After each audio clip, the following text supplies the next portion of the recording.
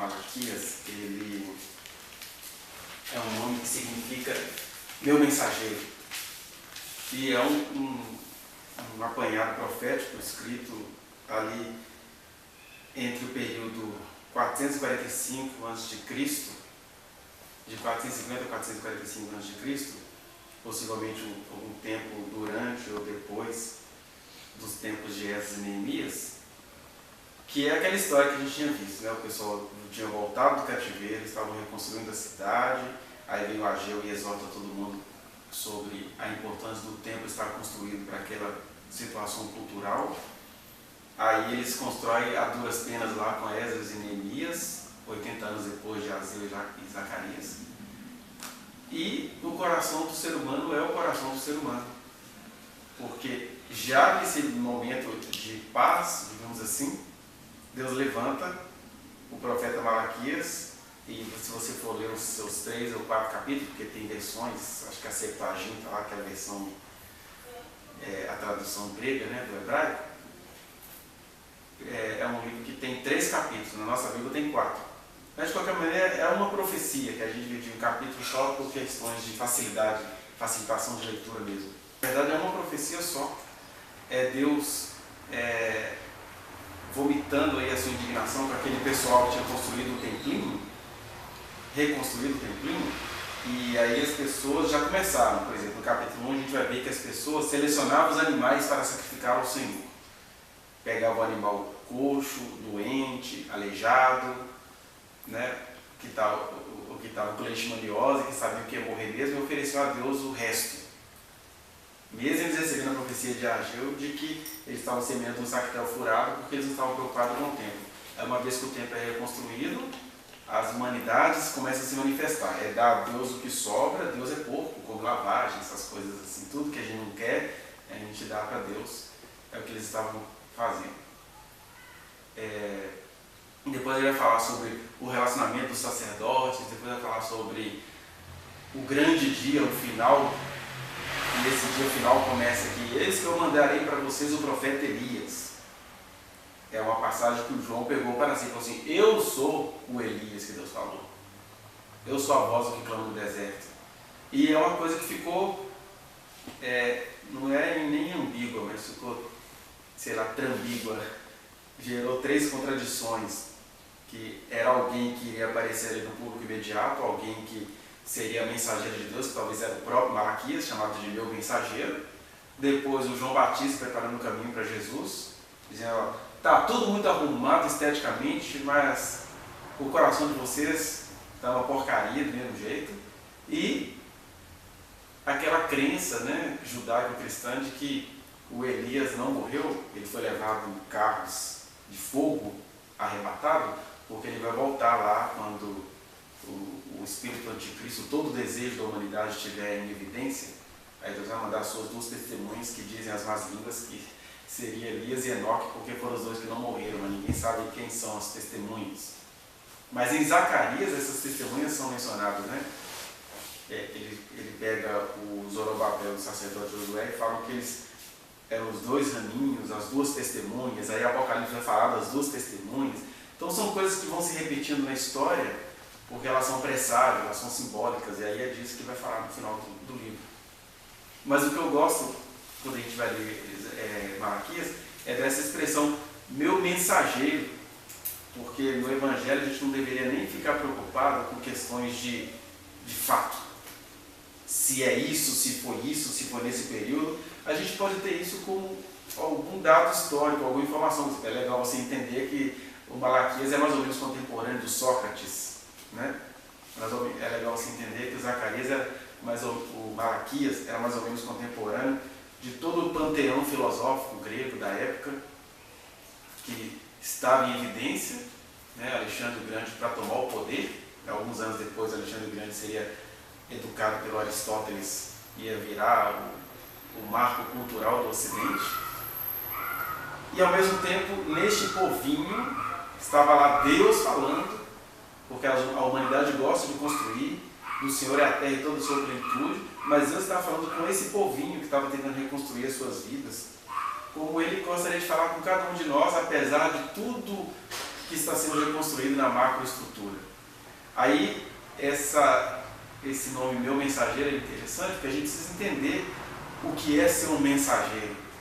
Primeiro, ser mensageiro é uma coisa muito ingrata, né? Porque o mensageiro tem que ter essa consciência, que eu tenho um pouco, de que quase tudo que eu estou falando aqui para este momento, uma ou outra pessoa pega para si e usa e vai colher os frutos dessa fidelidade a Deus, quem consegue ver aqui e agora a palavra do Senhor. Mas, em geral, o mensageiro tem que ter uma consciência. Quase ninguém aproveita do que o mensageiro fala. O mensageiro, Jesus diria que o profeta não é ouvido na sua própria casa, o mensageiro quase nunca ele é ouvido na sua própria geração. Né? De maneira que até pessoas próximas perguntam, por que você posta nesses vídeos? Ninguém vê. Porque assim, eu sou um mensageiro, meu filho, estou postando para a posteridade. Quando eu estiver no meio de morte, eu falo para alguém, a senha é essa, faça o que você fizer disso, a gente vira santo. Porque eu sei, como diria o Apocalipse 16, eu sei que meu verso tem poder. Meu verso tem tanto poder, que eu fico lá na minha pagininha, postando minhas bobeirinhas. Aí gente próxima nem se importa com aquilo, e gente não tão próxima fica assim, esse cara está querendo dizer o quê? Vamos tramar contra ele. Por que ele está falando essas coisas? É pelo negativo que o mensageiro vê que o verso dele tem poder. É o arrastão do preto que bota o playboy para correr. Né? É uma letra do APC 16. Meu verso tem poder, é o arrastão do gueto que bota o playboy para correr. Tem um anzinho para marcar. Então, eu tenho plena consciência de que o meu verso, que é tão fracassadinho, tão idiotinha, ele tem poder, que não é nele mesmo. É essa consciência do profeta Malaquias de dizer assim, eu sou um mensageiro, não sou perfeito, não vou mudar o mundo, nem quero, não tenho mais essas ilusões. Eu mal consigo acessar o coração dos meus próximos, eu vou achar que eu vou mudar o mundo. Agora, uma coisa eu sei, porque isso foi o Papai do Céu que me deu, eu não posso negar. Na hora que eu abro a boca, em algum canto, de algum lugar, de alguma visualização, de alguma coisa, alguém de importância pilar, olha para isso e fala, meu Deus, eu achei o meu tesouro. Porque não é meu tesouro, eu só estou aqui reproduzindo um tesourinho que me foi confiado ali. Né? Então, ser mensageiro é você ter essa consciência de que o seu trabalho é ingrato e é importante, como o trabalho da ainda chamada dona de casa. Que é fiel no que faz, é dedicada no que faz, e o trabalho dela não é visto com gratidão, e mesmo assim, isso não faz com que ela perca as esperanças na vida, e as esperanças da luta, como aconteceu ontem no Brasil inteiro, porque o importante é a gente semear.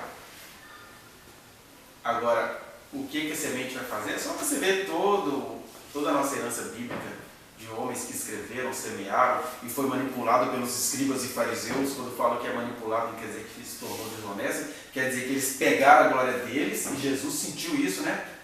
Ai de todos vocês, porque vocês erguem busto aos profetas. Fica aqui, ó, os gregos têm lá os seus profetas, Platão, Aristóteles, Kant, Hegel, e vocês têm Isaías, Jeremias, Lamentações, João Batista, os nossos heróis, porque vocês na pele deles não aguentariam nada, ainda matariam eles. Depois que eles se foram, aí vira herói. E aí vocês pegam as palavras que ele falou que era apenas uma mensagem e querem endeusá-la, enfiá-la no seu próximo. Porque ainda tem essa outra questão de ser o mensageiro. É você entender que mensagem é um fenômeno, é uma fumaça, é uma coisa que ela vale aqui, ela tem um conteúdo eterno, mas ela não pode ser engessada. Quem me vir falando daqui a 50 anos, ou daqui a 300 anos, tem que entender que eu estou, sobretudo, falando uma coisa para quem estava aqui, neste momento. E aí, verdades eternas ganham performatividades temporárias. Que é aquele Deus que no deserto fala assim, não quero saber de mulher menstruada no culto. É Deus falando, mas é mensagem, porque Deus não tem nenhum problema com a menstruação. Ele estava falando para um público que estava no deserto, em condições precárias de higiene. O mesmo Deus que fala, homem que for pego contra o homem como se fosse mulher, é abominação. É Deus falando, mas falando no momento em que a prática homossexual era sobretudo uma prática ritual de religiões nefastas. Deus não estava falando aqui das descobertas dos sociólogos e muito menos das descobertas de Freud sobre a sexualidade humana. Né? É o mesmo Deus que diz, não foi assim desde o princípio. Deus criou homem e mulher. E ele estava respondendo a quem estava fazendo a ele uma pegadinha. Ele pegou a verdade eterna do que Deus criou para responder uma determinada resposta específica, mas é o Deus que diz, olha, o mundo jaz no maligno, tudo é vaidade, tudo passa, e até os meus ideais nos indivíduos passam, e depois que o mundo ficou caído, é importante que tudo passe, porque é na passagem, é na vaidade, a gente confunde vaidade com enfeite, vaidade, como a própria raiz da palavra indica, é isso, vaidade, é indo, é não se entrando duas vezes no mesmo rio, é passando que vocês vão se transformando. Eu tenho consciência que eu devo ter, sei lá, na melhor das hipóteses, mais 40 anos de vida, porque eu sou passagem. Aí Deus fala, olha só, se nenhum carro te atropelar amanhã, se você morrer pela idade, uns 40 anos, se eu for bonzinho com você, mais uns 60, quem sabe, eu dou uma de Oscar Niemeyer, morro com 107 anos, ou como aquela senhorinha ali no país no norte de Minas, com 126 anos, mas não passa de 200 não. Porque essa vaidade é que transforma vocês. Vocês são seres do tempo e espaço. Vocês não têm muita coisa não. Então vê se aproveita melhor isso aí. E a gente acha que aproveitar melhor é beber, cair e levantar. É só apressar, porque poderia viver com 300, agora vai viver com 40. Bando de suicidas que ficam querendo eternizar as coisas na vida dos outros, que não é de vocês. Então, ser mensageiro é ter em mente toda essa dinâmica, essa performance e essa percepção de que até a percepção da sua mensagem é vaidade, porque ela está passando. Os somos estão fazendo você perder a mensagem, a correria da vida, a sua maneira politicamente correta faz você perder a mensagem, ou talvez a sua mania de lutar pelas coisas faz você perder a mensagem, porque ela é passageira. Quem tem espírito, ou quem tem o Espírito, ouça o que esse Espírito diz às igrejas. Né? E até essa frase não pode ser eternizada de maneira cristalizada, né? Ficar adorando esse tipo de palavra, de frase pronta, e etc. Então, mesmo que falando de mensagem, de passagem, que no final das contas é só isso que o Malaquias estava fazendo aqui, e é importante deixar isso bem claro, porque a gente pega o livro do meu mensageiro e fica eternizando. Por exemplo, a gente usa essa história de oferecer animal, que Deus está reclamando dos sacerdotes, oferecer o animal doente para Deus. A gente pega isso para enriquecer para a igreja evangélica. Traga o teu melhor.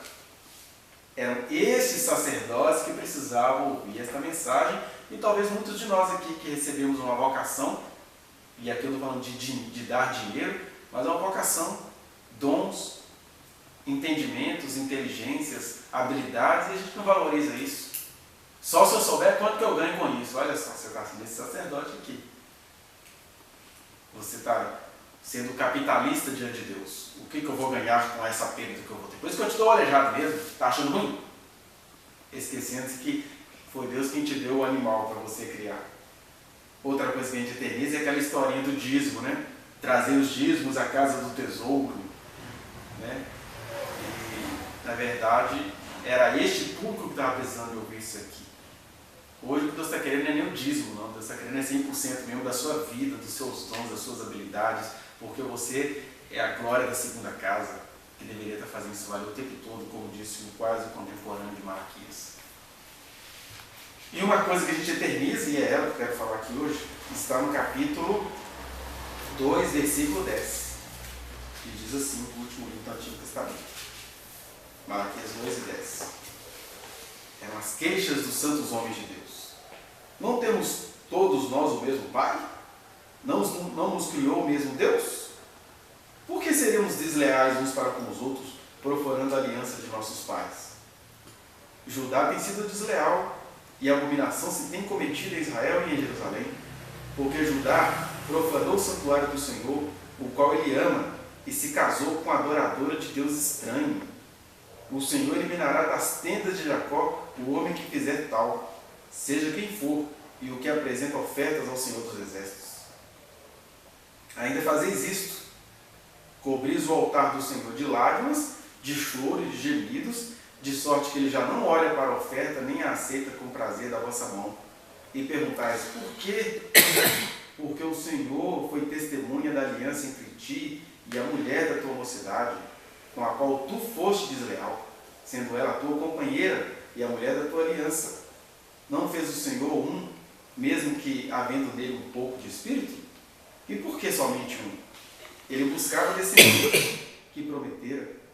Portanto, cuidai de vós mesmos, e ninguém seja infiel para com a mulher da sua mocidade.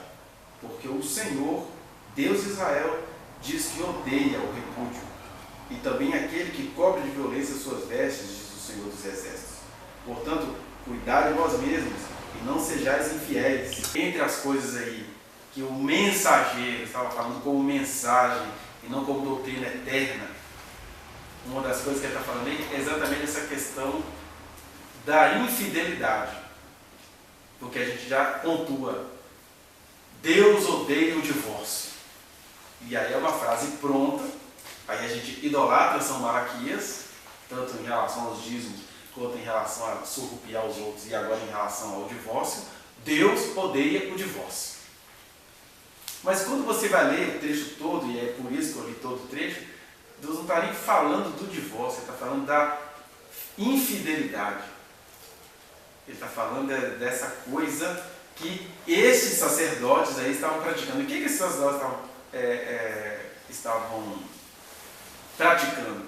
Primeiro ele começa: vocês estão sendo infiéis a Deus com esse argumento: nós não somos todos do Senhor? Basta você ler o livro, por exemplo, de Esdras e Neemias, e também de Ageu e Zacarias, para você entender do que é que o profeta estava reclamando aí. Ele está dizendo: vocês são espertinhos, né? É igual o machistinho falando hoje: nada de feminismo não, eu sou humanista. Aí Deus fala assim: é esse argumentinho feio que vocês usam, de somos todos do Senhor. Sabe o que os sacerdotes faziam com esse argumento de que todo mundo é do Senhor? Eles jogavam as mulheres deles fora para casar com mulheres asdoditas, cananitas, todas as nações que Deus disse: não se case com essas mulheres, porque não é por elas não, elas são quem elas são. O problema não são elas, são vocês que já têm um coração duro, receberam de mim uma revelação para serem vocês em relação ao coração duro de vocês. Aí vocês jogam as mulheres de vocês fora para casarem com mulheres estrangeiras, porque, sei lá, elas devem dançar a dança do ventre, elas devem ter um remeleixo melhor. Vocês fazem como Belo Horizonte, que foi construída e construiu para o homem cristão tradicional, que tem uma mulher e esposas, um negócio chamado Zona Boêmia de Belo Horizonte, mais conhecida pelas ruas Jaguarão, Oiapoque e Guaicurus. Olha só, uma cidade construída e coloca na sua arquitetura um negócio chamado Zona Boêmia, onde homens iam se divertir, né? Tem até uma coisa que virou minissérie chamada Hilda Furacão, uma mulher ficou famosa, né? Sei lá, um pouco antes de eu nascer. É famosa porque ela fazia com que todos os homens afluíssem à sua procura. E o argumento é esse: olha, eu sou um homem, eu estou cansado, eu sou um homem de família, não quero você aqui chorando, eu vou me divertir um pouquinho. Essa coisa é masculina e tão cultural que foi entrando para as práticas íntimas das mulheres, né? Essa questão, por exemplo, de depilar ou não depilar, vem aí desse momento de zona que aconteceu na história do Brasil. Mas isso a gente deixa eu falar num outro momento. Mas é engraçado como que práticas masculinas de homens que se consideram homens de bem foi entrando dentro das casas e foram sendo tidas como práticas de homens de bem. E aí Deus está dizendo: vocês têm esse argumento de que todo mundo é de Jesus, então deixa eu casar com quem eu quiser. Aí Deus está dizendo: a terra é minha, mas vocês não são todos meus não. Vocês cometem uma infidelidade anterior à infidelidade de vocês com a mulher de vocês. Primeira parte é isso. Segunda parte, antes de chegar à compreensão de quando Deus fala que Ele odeia o repúdio, Ele vai dizer, o profeta está sendo muito claro, Deus está falando com os homens. E aí eu já começo a dizer: eu nem posso dizer que o texto está falando contra o divórcio, porque Deus está falando contra uma prática que era feita pelos homens. O que os homens faziam? E no caso aí, os homens sacerdotes.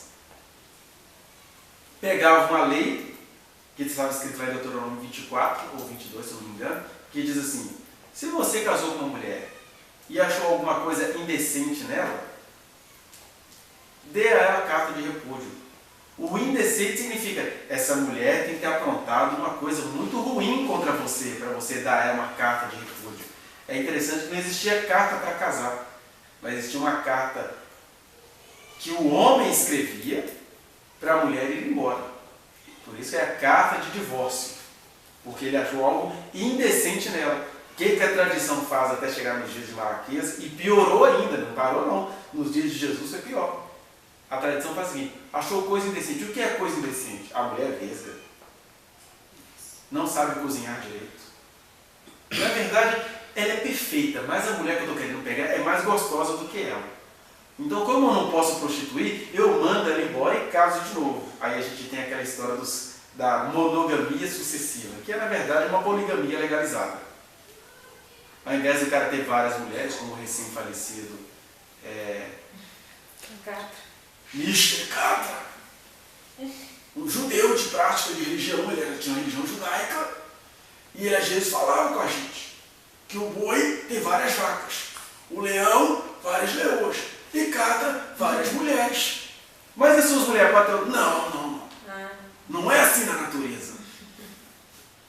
Um dia que eu me falo, me conceituou, ele está entrando na televisão, então tá, na natureza é assim. Cada fêmea, em alguns dias do mês, fica no cio e elas ficam livres para serem cheiradas por vários machos. Tá valendo? Se é para ser natural, vamos ser naturais. Mas essa conveniência macha de se comparar ao leão é não querer que a leoa fique livre para outros leões num determinado período do mês. Se é para a gente naturalizar tudo. Né? E vamos também aproveitar e tirar nossas roupas, vamos aproveitar e ficar tudo natural. Porque é só aquela natureza que convém ao macho. Não toma banho? Não toma banho, isso tudo é antinatural. Aí, os sacerdotes, com essa historinha, falavam isso: a gente não pode ficar divorciando, a gente não pode ficar tendo várias mulheres, é feio. Mas a gente pode, pela lei de Moisés, mandar as nossas mulheres embora porque achamos coisa indecente nela. Só que uma coisa era o indecente que está escrito em Deuteronômio e outra coisa era a indecência que os judeus passaram a querer nominá-la. E a coisa ficou tão indecente que nos dias de Jesus, porque nós temos lá muitas prostitutas, não é porque elas eram indecentes, não. Elas eram vítimas da indecência praticada pelos homens do sexo masculino.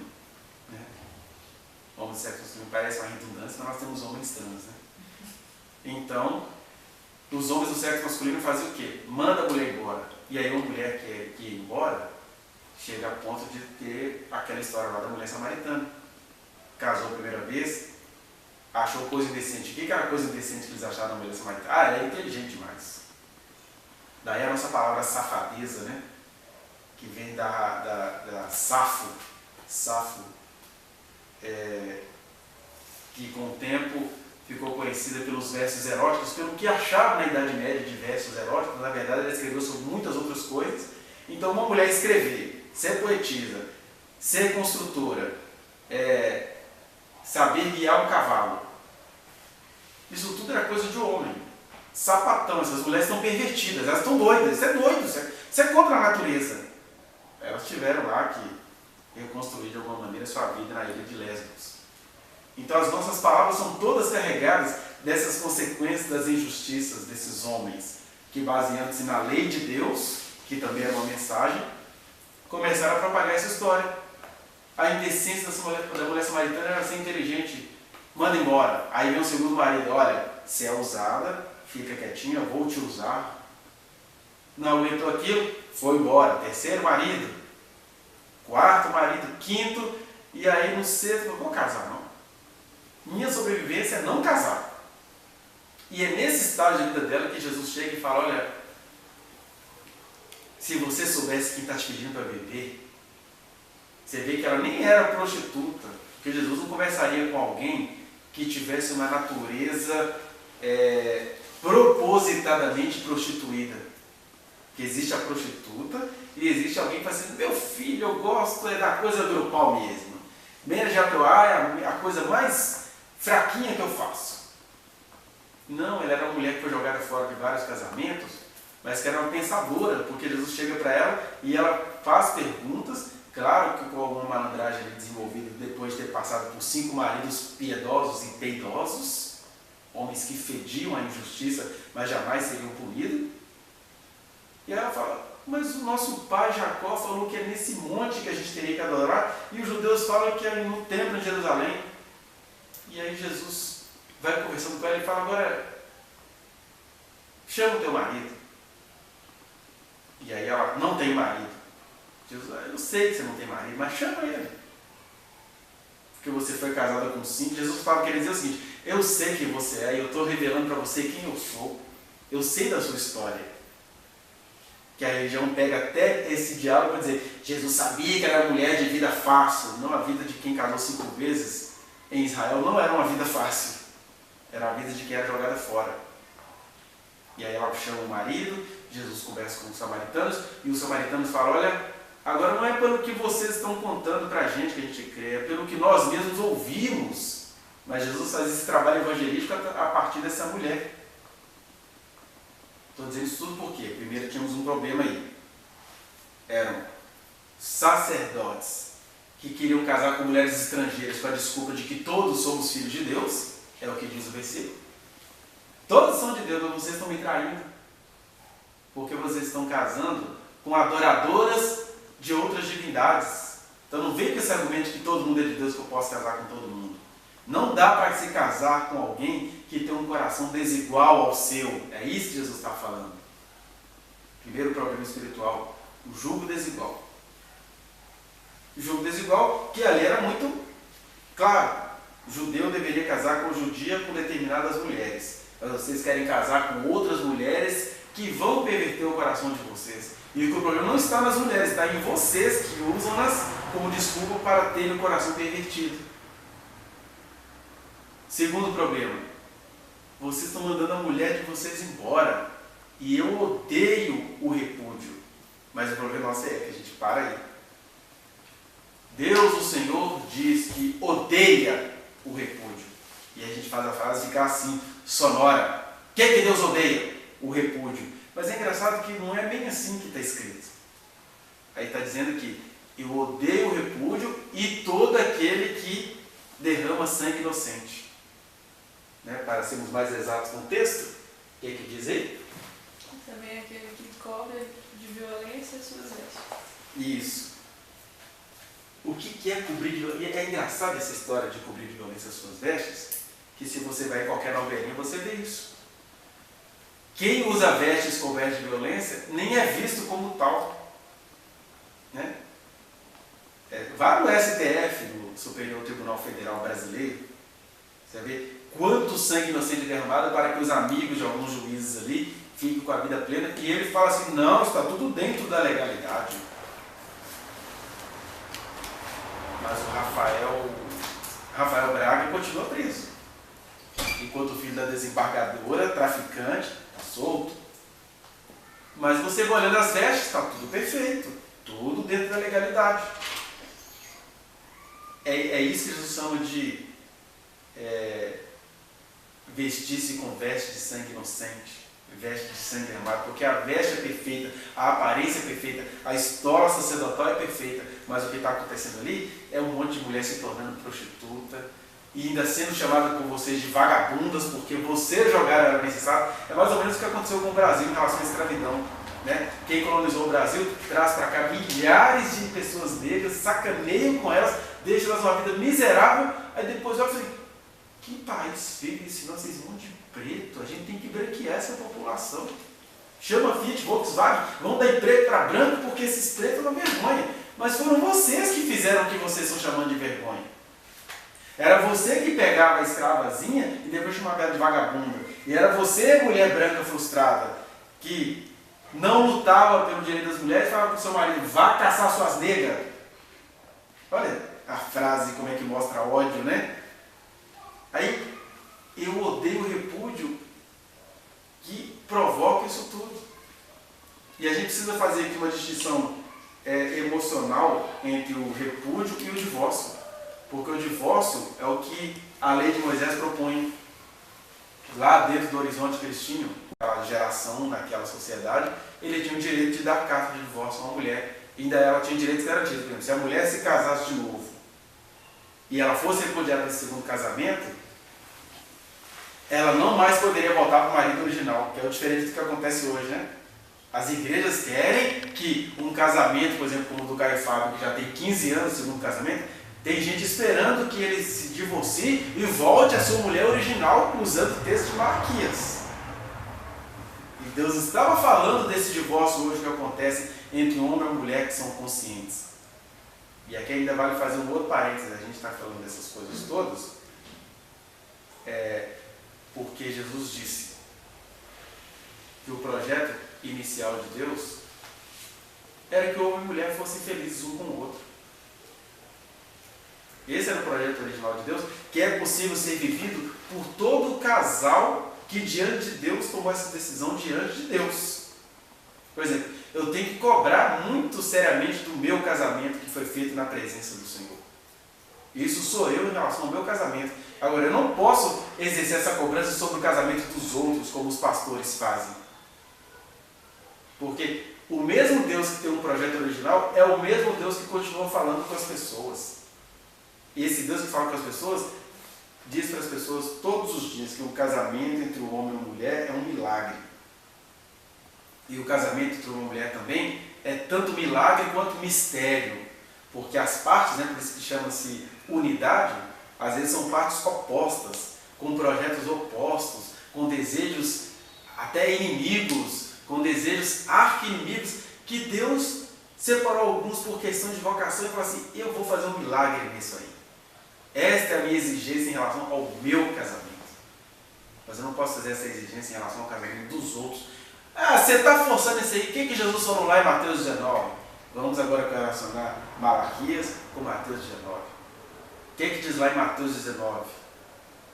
Então os fariseus, querendo-o experimentar, perguntaram, mestre, é lícito dar carta de divórcio a uma mulher por qualquer motivo? Olha que perguntinha mais idiota, porque a pergunta já está respondida. Por qualquer motivo, nada é lícito. Você não pode tomar nenhuma decisão fuleira por qualquer motivo. Se é por qualquer motivo, a decisão é fuleira. Agora, se tem um motivo, que pergunta boba. Mas Jesus, respondendo a essa pergunta sacana, feita de maneira sacana, responde o que é verdade e responde o que é possível. Como é que ele responde? Não falando tudo o que ele pensa. O que ele vai dizer para aqueles homens sacanas que estavam usando a lei a favor deles? O que vocês leram? Que não foi assim desde o princípio. No princípio, Deus disse, o homem deixará o seu pai e sua mãe, unir-se-á a sua mulher e tornarão os dois uma só carne. Agora, quando Jesus evoca esse versículo, ele não estava dizendo tudo o que ele pensava do assunto, porque aqueles judeus, aqueles homens que estavam falando com ele ali imediatamente, nem estavam interessados na resposta dele, só estavam querendo pegar uma palavra. E ele respondeu o que foi possível naquele momento. Mas ele continua a resposta. Por isso eu digo a vocês, qualquer, de quem que ele estava falando? De quem estava perguntando para eles. Qualquer que sem um motivo justo, ou seja, qual era o motivo justo? Qualquer que repudiar a sua mulher, não sendo por causa de relações sexuais ilícitas, a expõe a tornar-se adúltera. E o que casa com a repudiada também se torna adúltero. Mas olha que interessante, a gente tem que ter em mente isso. Jesus foi interpelado de maneira sacana, estava respondendo aos sacanas, ele não estava dizendo tudo o que ele pensava, e respondendo aos sacanas, ele deu a resposta aos que os sacanas precisavam ouvir. Porque o que eles estavam fazendo? Eles estavam dando carta de divórcio por qualquer motivo, repudiando a sua mulher por qualquer motivo. Aí Jesus está dizendo, para vocês tem um motivo. A mulher de vocês traiu vocês? É interessante que a gente que lê isso no século XXI não consegue entender o peso dessa pergunta e nem dessa resposta. 21 séculos depois, a gente não consegue entender, por exemplo, que nos dias de Israel, uma mulher nem se atreveria a trair um homem, porque era a morte na certa. Por isso que para não trair um homem, qual era a escolha delas? Elas se tornavam prostitutas. Para não trair um homem, eu me torno prostituta, não estou debaixo da autoridade de homem nenhum, estou me virando aqui. Porque a mulher casada que traísse o homem era a morte na certa. O pior é isso não, que a lei de Moisés não era aplicada. Quando o marido traísse a mulher, ou a mulher traísse o marido, tinha que haver pena de morte. Mas em Israel, desde os tempos antigos, só a mulher que era morta. É nesse dado cultural que Jesus pega e fala assim, então, se você tem prova de que a sua mulher te traiu, pode dar carta de divórcio para ela, porque as mulheres não traíam. Uma mulher, para não trair, ela saía de casa e se tornava prostituta. Ou seja, eles não tinham nem como, não tinham nem a chance de mandar elas embora. Elas iam embora e se tornavam prostitutas. Então Jesus deixou eles tudo sem saída. Vocês estão querendo o quê? Licença para dar carta de divórcio? Então, as mulheres já têm saído dos casamentos, de tão maltratadas que elas são. E vocês, as que vocês estão mandando embora, não é por motivo de adultério. O que vocês querem de mim? Homens sábios? Porque o Malaquias está aí falando os homens sábios, os sacerdotes dos tempos deles. E aí, 400 anos depois, está Jesus respondendo à mesma geração, aos descendentes desses homens sábios, desses sacerdotes. E o que Jesus está dizendo é, gente, levem a vida a sério, pelo amor de Deus. O que Deus ajuntou, não separe o homem. Que é uma mensagem, né? Por que eu comecei falando sobre o termo mensagem? Jesus estava dizendo a homens específicos num momento específico. Como é que eu sei disso? Vou te mostrar daqui a pouco. O que Deus ajuntou não separa o homem. Como é que eu sei que isso é uma mensagem e não é um mandamento cristalizado? A maneira como Jesus respondeu. Jesus não falou assim, quem Deus ajuntou, o homem não separa. Por quê? Quem Deus ajuntou é fato. Homem não separa. Eu sei de mim, da minha vida. Deus me ajuntou, eu até já quis separar, não consigo. Porque quem Deus ajuntou não tem nada que separe, nem a sua ideologia, nem a sua teimosia, nem a sua loucura, de maneira que se eu quiser separar as pessoas que Deus ajuntou, eu morro. Porque quem Deus ajuntou, nada separa. A gente acabou de cantar, ninguém explica Deus, do crente ao ateu, também ninguém explica um casamento que Deus ajuntou. O que Jesus está dizendo ali para os fariseus é, o que Deus ajuntou, não o separe o homem. Ele está dizendo, casamento, ele está falando de maneira objetal. O casamento, a instituição do casamento, as pessoas quererem se ajuntar, isso é invenção divina. Não fique brincando com isso não, dizendo aquele público imediato. Agora, quando Deus diz aquele público imediato, que não era para eles brincarem com o casamento, Ele não está dizendo para você deixar de olhar para o tipo de relação que você construiu. Eu estou aqui diante de pessoas, e outras nunca verão, que tem uma história que é totalmente diferente dessa história que eu estou contando para vocês, de sacerdotes consagrados que casaram com uma mulher, mas para poder casar com mulheres estrangeiras, ou porque eles estavam a fim de ter várias outras mulheres, eles estavam mandando as mulheres deles embora. Não é esse o casamento de vocês. O casamento de vocês foi construído com seriedade. Vocês quiseram construir uma história para a vida inteira. Aí Jesus fala, quem tem esse ideal está cumprindo o propósito de Deus. Ninguém se casa, ninguém sério está se casando para separar. Então, essas palavras de Jesus ali em Mateus 19, nem se aplica a todo mundo, ele estava dizendo para o público imediato. O que se aplica a nós? Casamento é invenção divina, o que Deus ajuntou. Deus tem prazer em ver pessoas se casando. Deus tem prazer em ver pessoas sérias contraindo matrimônio. Agora, junto com esse o que Deus ajuntou, também tem uma outra coisa. Se Deus inventou o casamento, também não significa que foi Ele quem casou todas as pessoas. Aí já entramos para as particularidades. Deus criou o casamento, mas não foi Ele que ajuntou todas as pessoas. Meus 40 e poucos anos de existência já me deram a oportunidade de ouvir muitas histórias, por exemplo, de meninas de 13 anos que eram molestadas de maneira sacaníssima pelo pai. Você ouve a história assim, 15 minutos e você tem que ser profissional para ouvir. Mas dá vontade de você sair de lá dentro, batendo em todo mundo, querendo o endereço desse cara. Aí a pessoa vai te contando o que ela fez para sair daquele relacionamento abusivo.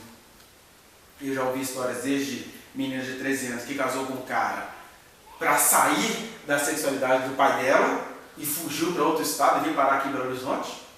E aí acabou tendo o quê? 6 filhos com esse cara, mas ela nunca sentiu nada por esse indivíduo. Ela só queria sair das relações sexuais com o pai dela, só isso que ela queria. E aí em Mateus 19, Jesus não está falando desse tipo de casamento. O máximo que eu posso dizer é, menina, você foi guerreira. Você conseguiu sair, sobreviver de uma sacanagem que seu pai te fez. Aí de repente a mulher com 26 anos e 4 filhos, de maneira incidental ou acidental, porque esse mesmo que livrou ela da casa do pai dela é um cara que batia e chegava lá na consulta toda quebrada por esse indivíduo, descobre acidentalmente que ela está morrendo de desejos por alguém. E aí nessas horas eu dou graças a Deus por ser psicólogo, eu não ser pastor para ficar usando a Bíblia numa história dessas. E aí eu vou dizer, o que Deus ajuntou não separa o homem, casamento é intenção divina. Agora, uma menina de 13 anos que encontrou o primeiro homem da vida dela para fugir de casa, para sair daquela situação nojenta, e que aos 26 descobre que nunca gostou desse cara, eu só posso saudar a seriedade do coração dela. O que Deus continua olhando é isso. Que coração é esse? Que história é essa? Como é que você se saiu disso? Como é que eu sei disso? Foi isso que Jesus fez com a samaritana. Imagina Jesus evangélico. Minha filha, você vai ter que entrar no curso de cura interior, vai ter que retornar a todo o seu casamento, vai lá no original, porque eu ajuntei você, foi com o seu primeiro marido. É legal para os judeus interpelar Jesus com uma historinha dessa, né? Senhor, lá no céu, como é que vai ser? Um homem teve 7 mulheres. Sempre preocupado com os homens, né? Não se preocupa com a vida daquelas mulheres. O homem teve 7 mulheres, morreu. Como é que vai ser na vida eterna? Com qual que ele vai ficar casado? Jesus, bando de insensatos. Errais não conhecendo as Escrituras, nem o poder de Deus. Olha Jesus falando aí. Conhecer as Escrituras. Casamento é instituição divina. Conhecer o poder de Deus.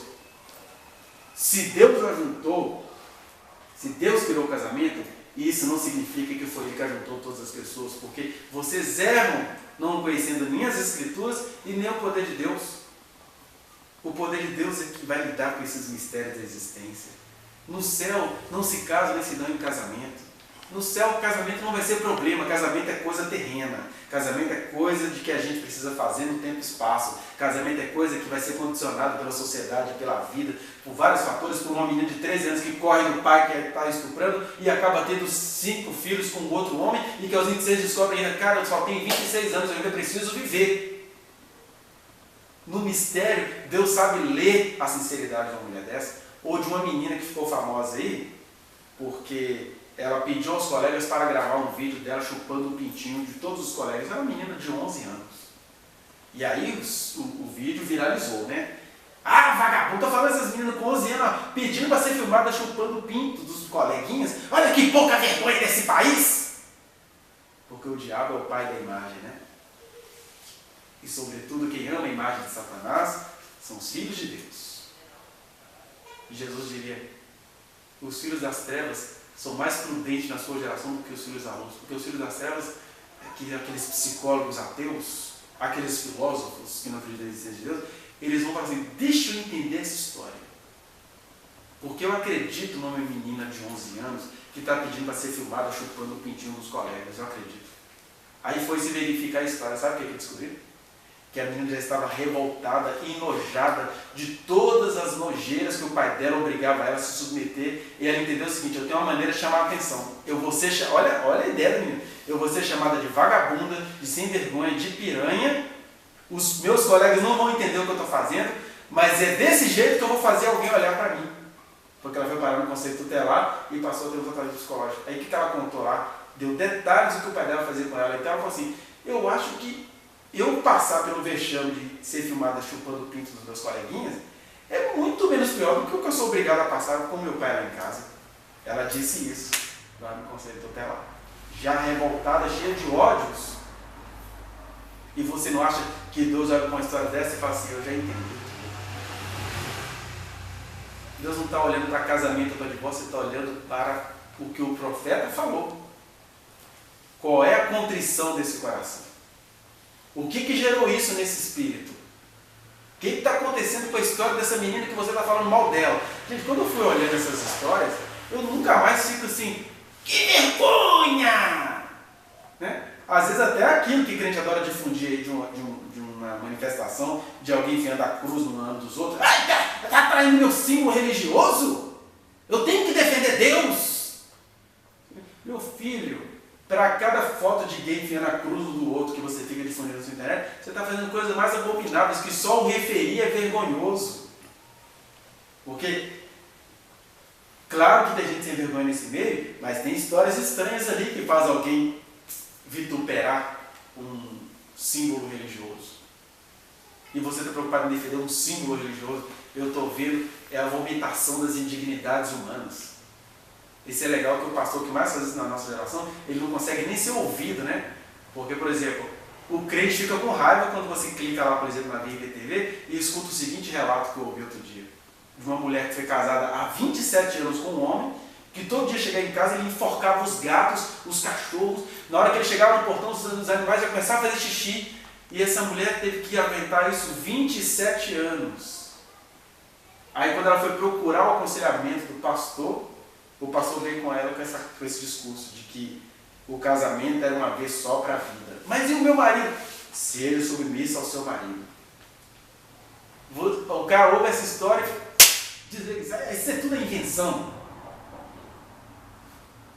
Quando Deus falou, eu vou colocar no seu caminho muitas pessoas invisíveis que vão contar suas histórias. Estou te dando esse privilégio de saber de coisas que só os anjos sabem. E aí, eu não posso chegar aqui dizendo assim, você está proibida de questionar o seu casamento. Não é disso que Jesus estava falando. Jesus estava falando de duas coisas. Primeiro, o casamento é instituição divina. Segundo, o fato do casamento ser instituição divina não significa que foi Deus que ajuntou todas as pessoas. Agora, é claro que essa segunda parte é difícil você ler nas Escrituras, porque elas carregam as marcas das lideranças que estavam preservando a reputação masculina. Mas você vê indícios nas práticas de Jesus, porque mesmo que ele não condenou as prostitutas dos dias dele, porque eles sabiam que tinha feito elas se tornarem prostitutas.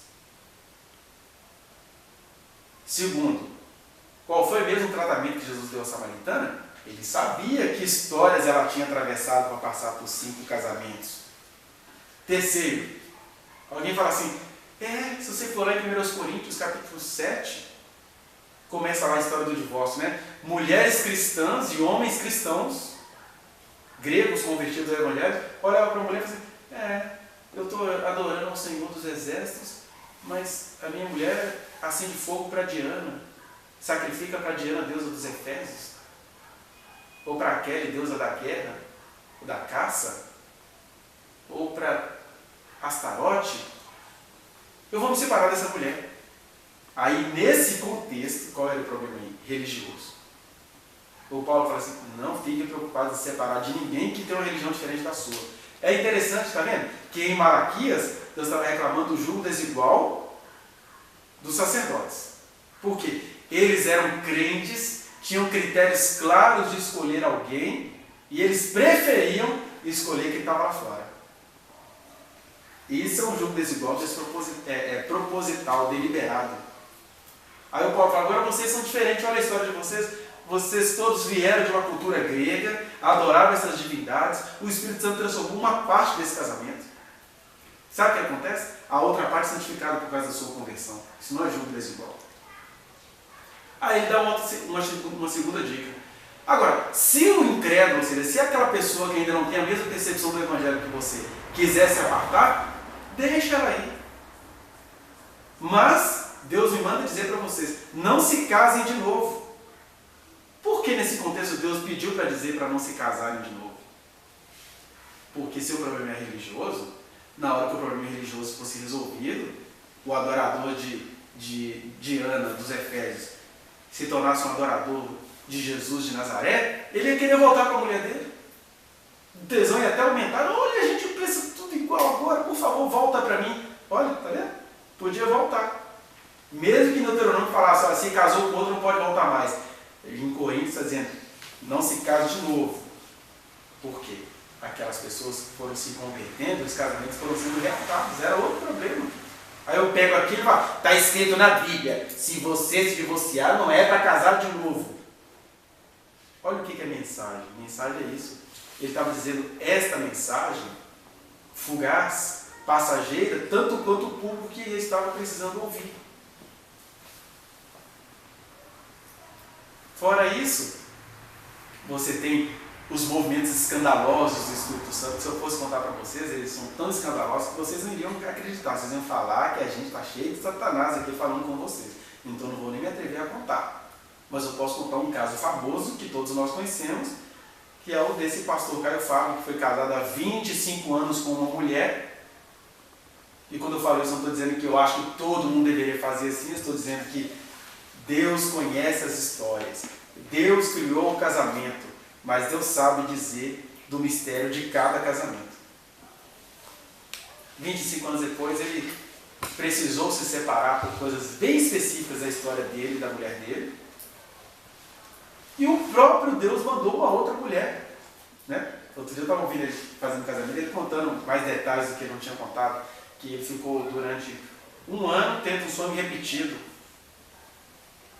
E aí ele dava as características da mulher desse sonho.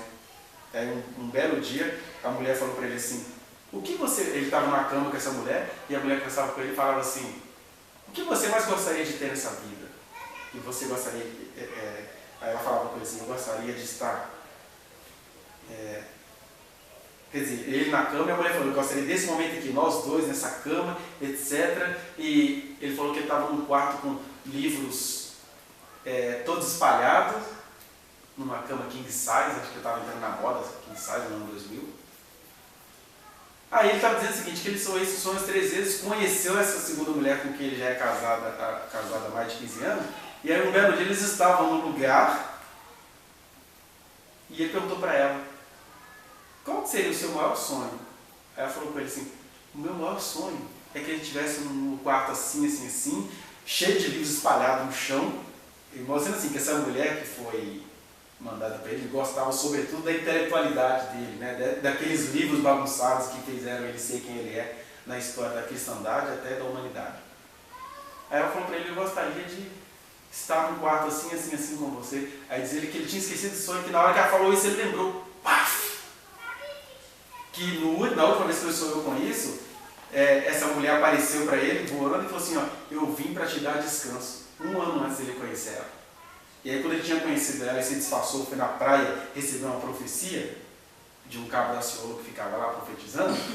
Aí o cabo da Ciolo da época chegou para ele e falou um monte de coisas, falou que ia dar para ele um portão dos invisíveis, que era o site, né, que na época ele nem entendia o que era isso. Que milhões de pessoas iam passar por esse portão e contar para eles histórias terríveis, mas que ele ia ter autoridade do céu para resolver aquilo. E aí ele falou, e tem mais uma coisa que eu preciso falar para você. Essa mulher que você conheceu, eu enviei essa mulher para te dar descanso. Gente que é biblicista, que fica só com o que está escrito como se fosse a Constituição brasileira, não consegue entender essas verdades. E aí Deus fala assim, não se importem com isso. Não tenham medo da vida. Quem habita em você sou eu. O mesmo Deus que foi rigoroso no deserto, que usou Malaquias para dizer, eu odeio o repúdio. Que usou Jesus para dizer, olha, não foi assim desde o princípio. Mas a gente tem que lembrar que Jesus estava respondendo a quem não estava querendo resposta. E que usou Paulo para dizer, separem-se, mas não se casem de novo, por quê? Mas por que isso não está escrito no texto? Porque quando uma coisa é usual, você não fica explicando ela não. É só você ler o texto que você vai ver, como a gente está lendo agora o texto de Malaquias, você está vendo.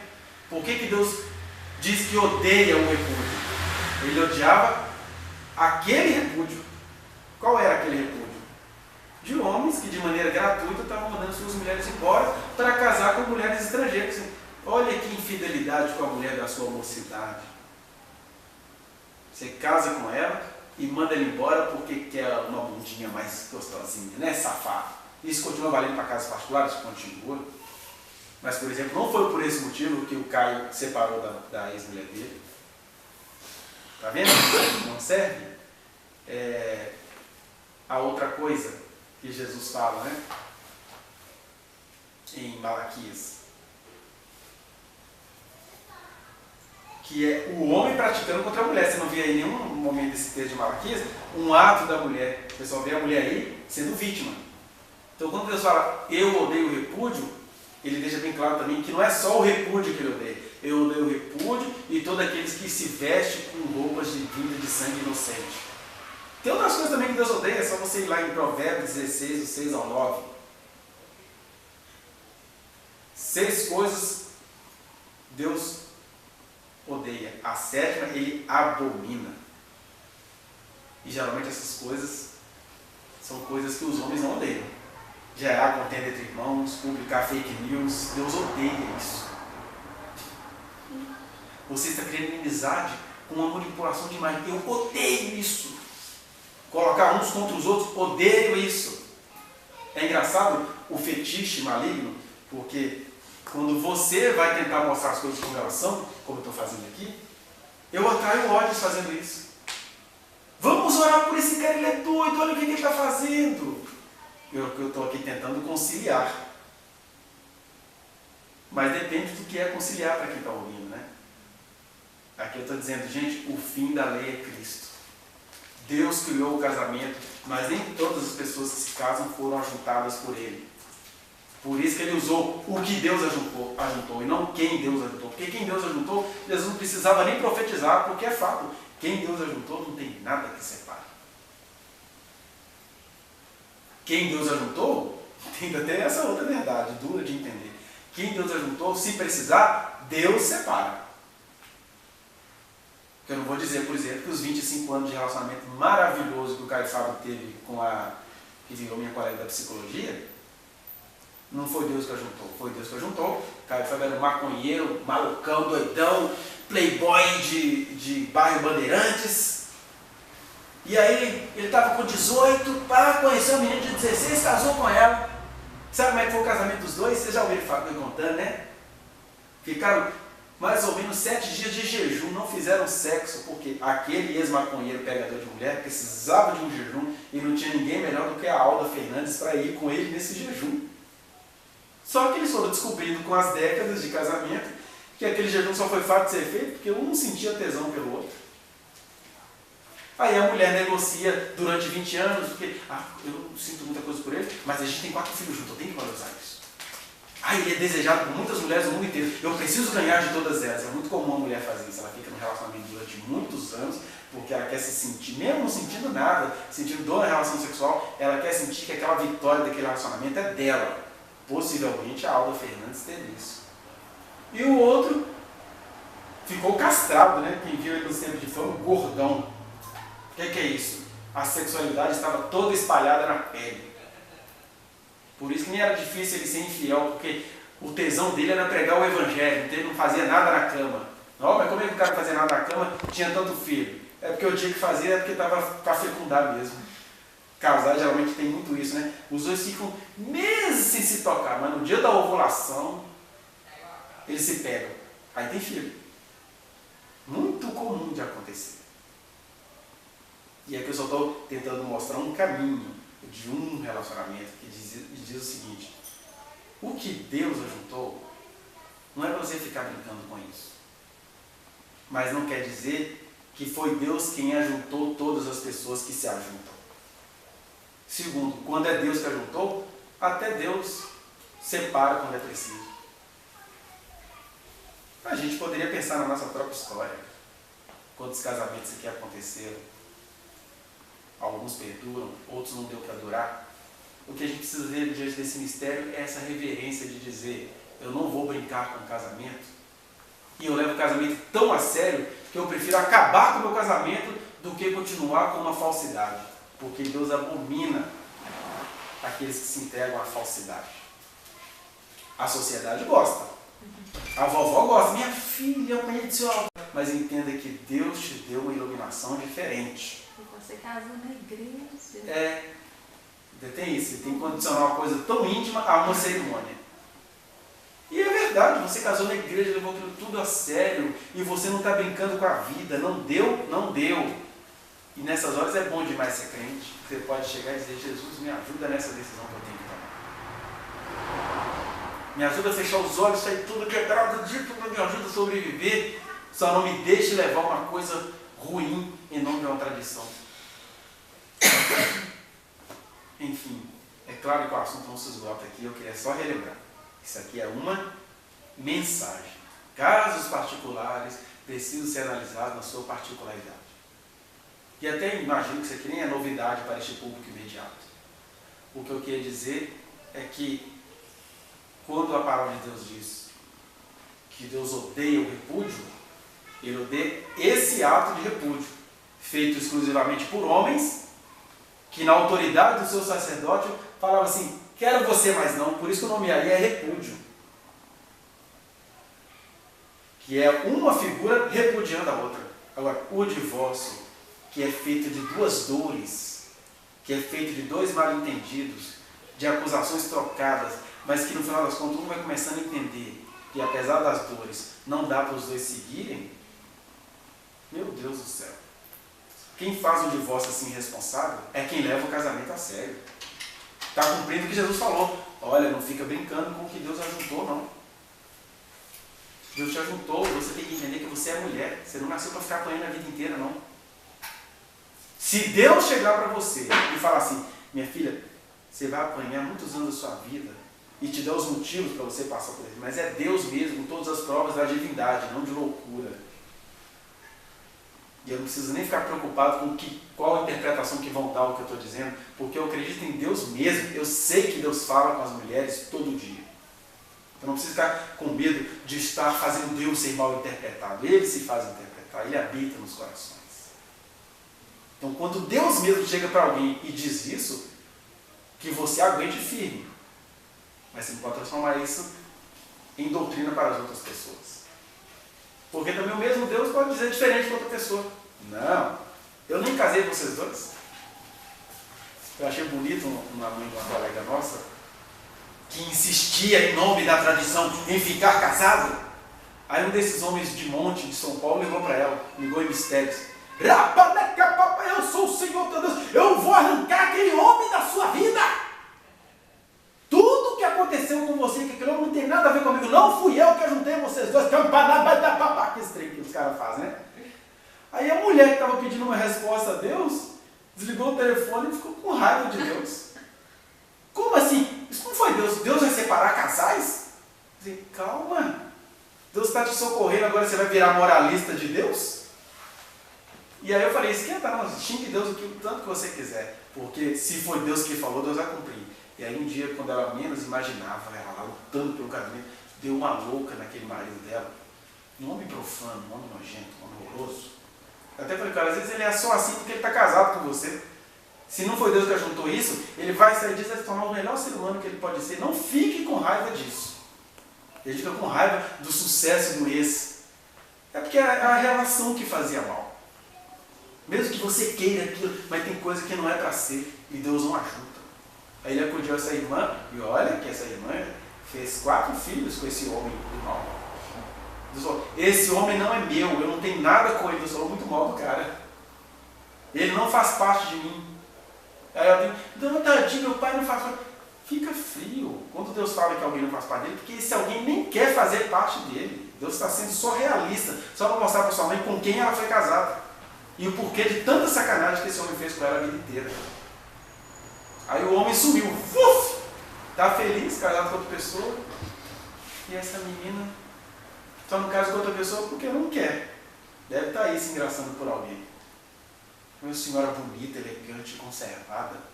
Com a cara da felicidade, mas não quer encarar em nome de tradições. Quer dizer, imagino que agora deve ter mudado algumas coisas. Mas é essa gravidade. A gente peca se a gente ficar idolatrando as Escrituras. Porque as Escrituras, elas são uma mensagem, elas estão te apontando numa direção. Mas Deus é tão Deus que Ele governa o macrocosmo e governa cada átomo que tem no seu corpo. Porque Ele é Deus.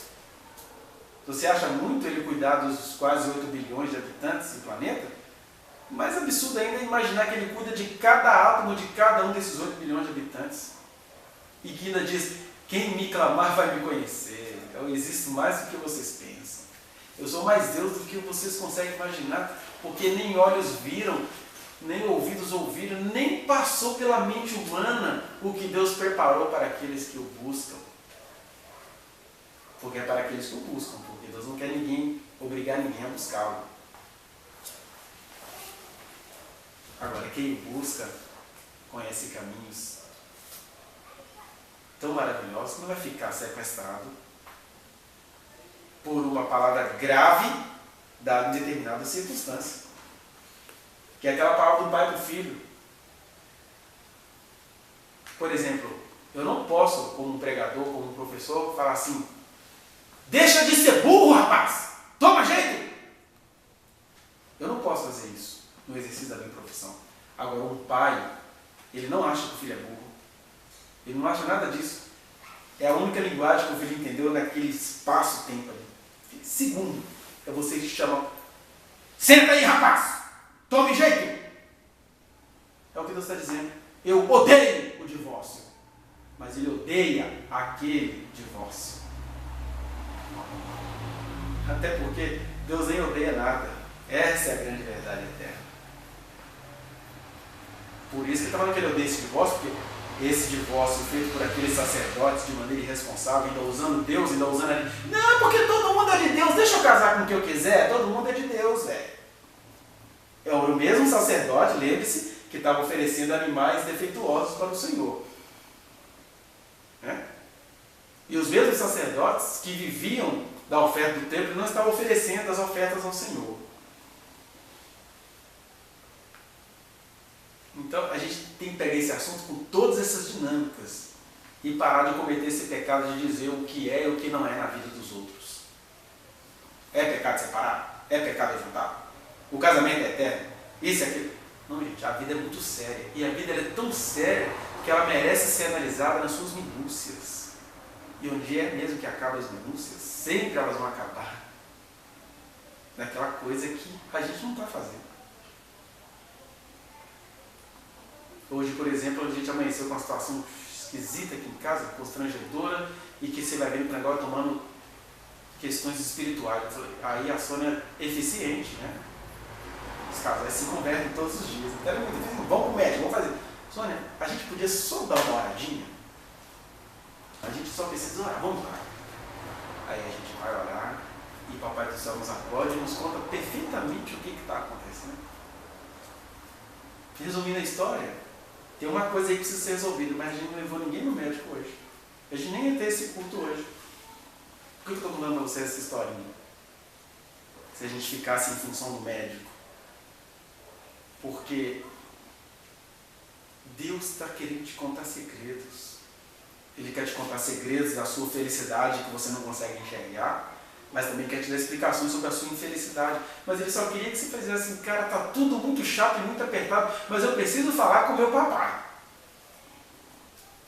Eu preciso ter um entrosamento com meu Deus.